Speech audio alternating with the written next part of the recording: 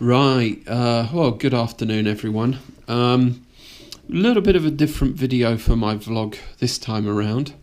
I'm going to do a Magic the Gathering video, which, as some of you may know, is a game that I play.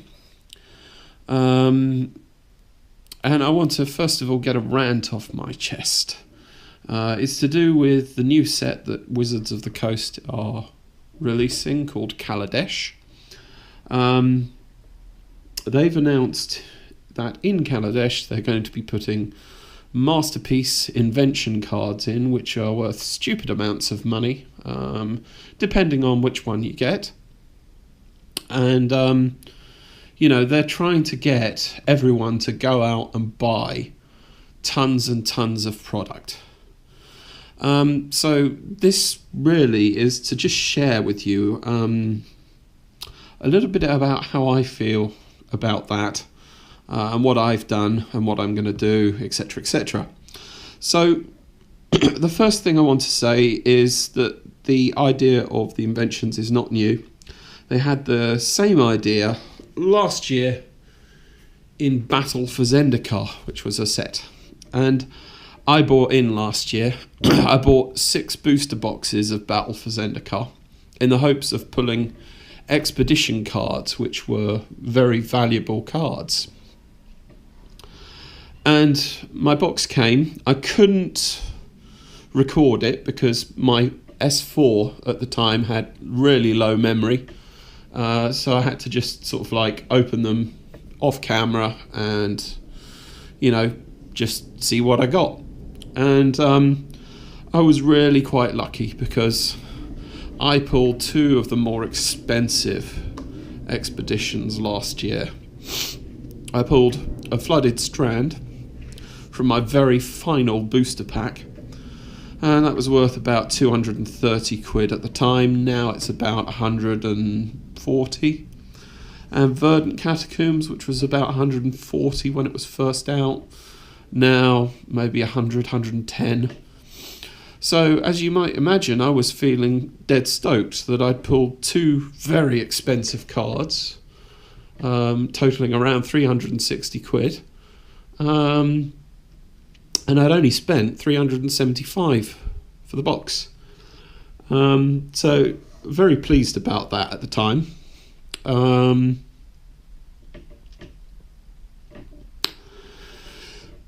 What I hadn't told many people is that the excess of commons that I had, I actually made play sets of them and then sold them off for about £10 a play set. So I made 40 quid of the 375 back. So effectively I was paying 335 quid for just these 2 cards.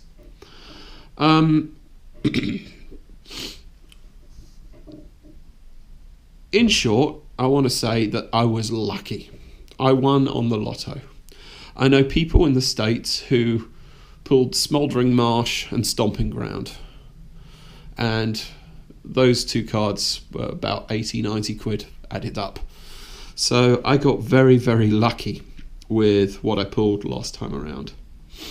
This year I haven't ordered as much products for 2 reasons. Firstly, I'm not as enamoured about the idea of Inventions. I don't like the idea of artifacts. Well, they're all right, but the premium ones, they don't excite me as much as the expeditions did last time around with the lands. I think the lands really are actually gorgeous compared to what the Inventions are now, but we'll have to wait and see. I haven't got an invention this time around to go into the detail of it. I'm still waiting for my product to arrive. I've ordered this time around 2 booster boxes and 2 fat packs or bundles, and we'll see how we get on with those. What else am I going to say? That's pretty much my rant over with. Don't go into buying cases and cases of product, hoping you're going to get the very best stuff like I did. You're not going to. Buy one or two, maybe, and have some fun opening it, and that's all you've got to do. Anyway, back to business.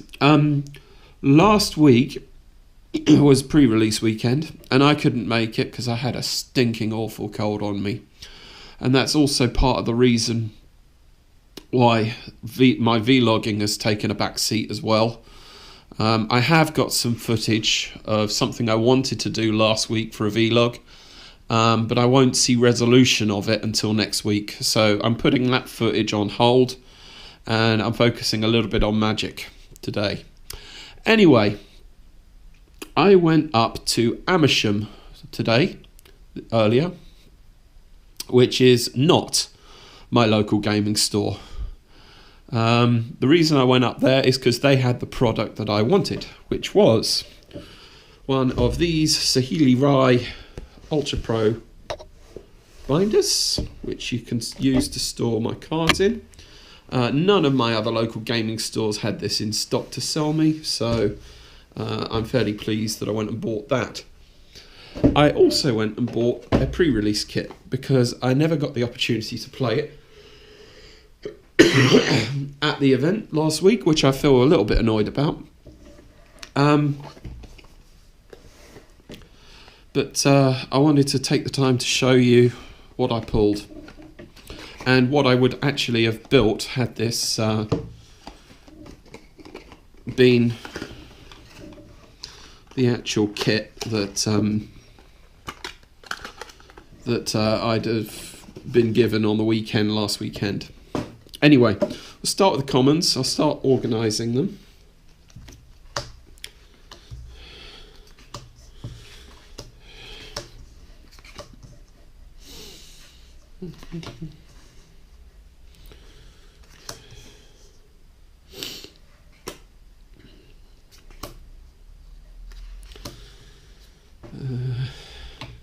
It's a good card, that. There's some really nice stuff in green.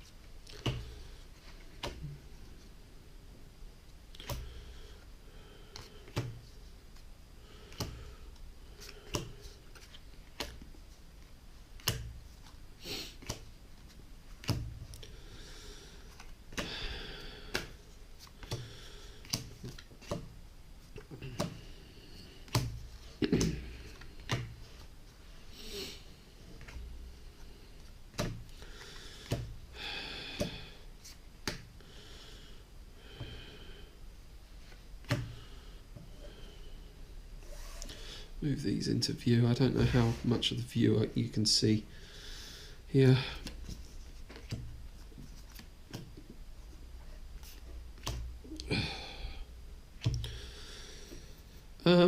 So those were my commons. I move them out of the way slightly so I can show you the uncommons now.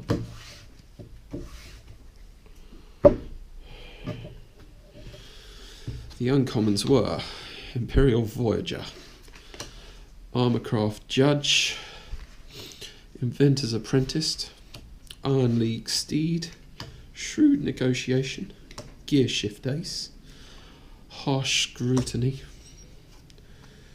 Elegant Edgecrafters, Restoration Gearsmith, Oval Chase Dragster,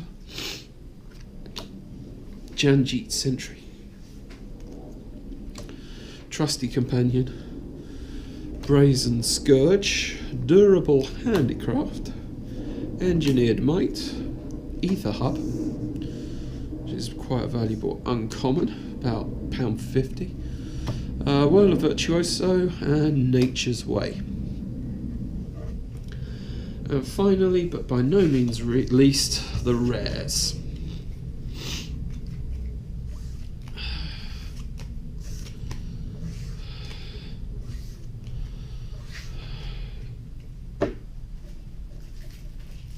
Right, so these were my rares. I got an Inspiring Vantage. I got Deep Arla Pilot Exemplar. Doors get +1/+1. Each vehicle you control gets.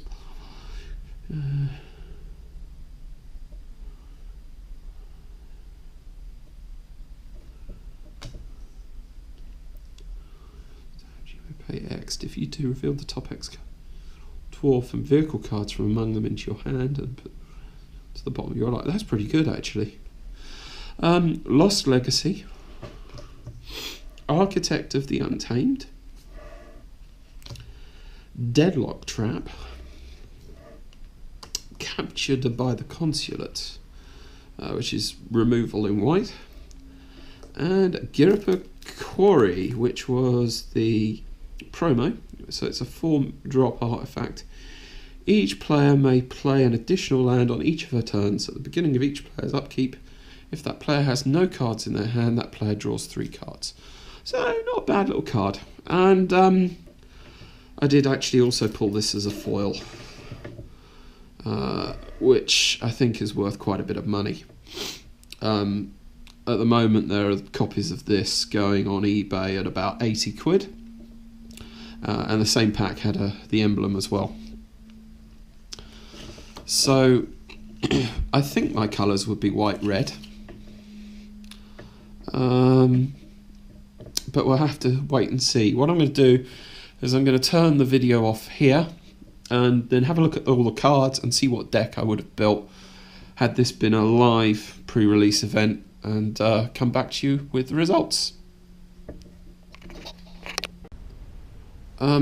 So I think that this is probably what I would have run with. Sorry, I forgot to mention at the end of that last part, it was pure dumb luck that I pulled this. Absolute dumb luck today more than anything, and that's what people will find when Kaladesh is released. You're gonna have some little kid pull a £200 card, and you know, someone else feel real cheesed off. But there we go. That's it. Anyway, that's the last I've got to say about Inventions and Expeditions. So in the 1-drop spot, I thought of a Ruinous Gremlin for removal of artifacts, and I went green for Wily Bandar, which would gain Indestructible for 3 mana.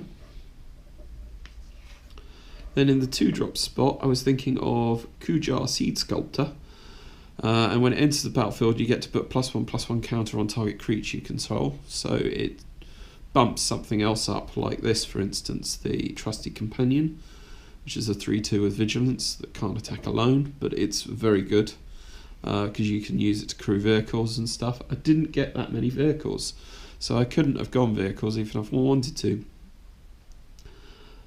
Gear Shift Ace, a 2/1 first striker for 2 is really quite good, whichever way you slice it. At the 3-drop spot, I saw that I had this rare Architect of the Untamed. Whenever a land enters the battlefield under my control, I get 1 energy, and then for 8 energy I get to create a 6/6 colourless beast artifact token, which looks pretty pumped. This card is stupid good. When it becomes tapped, it deals 1 damage to each opponent, and hasting 3/3 is always good. In the 4th slot, Wild Wanderer to get land is really good. Pima Outrider, 3/3 Trampler with Fabricate 1 is awesome. Chandra, I'll give it a go because it gives me ramp. That's the good thing about it. And an Oval Chase Dragster, 4 mana for a Trampling Haste, 6/1. So It's awesome. It can attack as soon as it comes in, providing you can find a 1/1 to crew it. I then went for a Wayward Giant because it's an obvious 4/5 beast with Menace for 5. And then at the 6th drop I went for Cowl Prowler.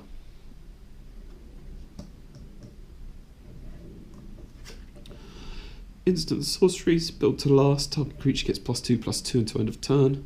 If it's an artifact, it gains indestructible. Durable Handcraft I thought was quite good because it allows you to pump up your creatures with 1/1 counters. Nature's Way is good removal. Larger Than Life is Pseudo removal. Stick that on the Wayward Giant and it becomes very, very powerful. Pyrohelix is removal. 2 Revoke Privileges, so that was pretty good. In white, I thought to get 2 removal. Hunt the Weak. Put +1/+1 counter on target creature, and then it fights something else, so that's more removal. And this, for removal, captured by the Consulate. Enchanted creature can't attack. When an opponent casts a spell, if it has a single target, change the target to enchanted creature if able.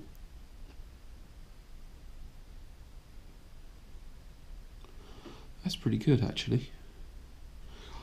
If it has a single target, change the target to enchanted creature if able. Oh wow, okay. So effectively it becomes a target. And as far as land is concerned, because I had the Inspiring Vantage and the Ether Hub, playing a 3rd colour doesn't become as risky. The only thing that concerns me a little bit is with the Architect of the Untamed. In order for this card to be good, you need a lot of energy. And there's only one other card, the Ether Hub, that provides the energy. I don't think there was anything else I could have put in to get like vast amounts of energy.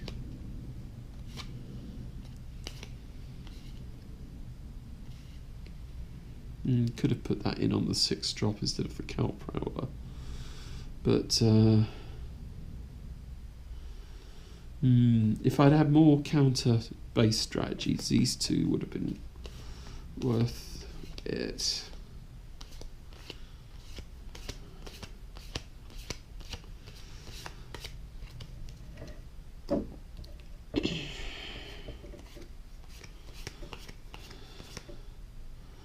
There's no energy there. Thriving Ibex I could have done for 2 energy.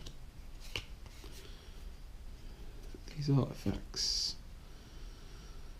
No.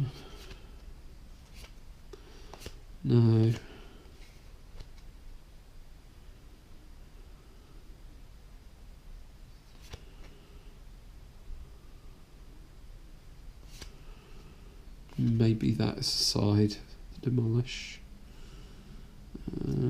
I think not really much I could do for that, but I suppose the cumulative effect of lands entering the battlefield would have slowly built up to that had it gone late.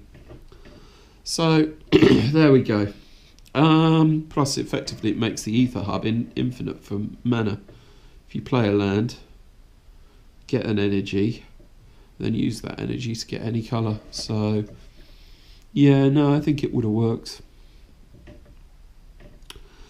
But we'll never know, because I sadly couldn't make it due to this horrible, horrible flu that's been going around. So whoever gave me that, thanks very much. Anyway, that's about it, ladies and gents. I will be doing a catch-up vlog midweek this week.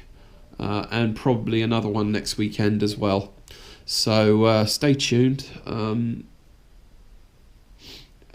keep yourselves entertained.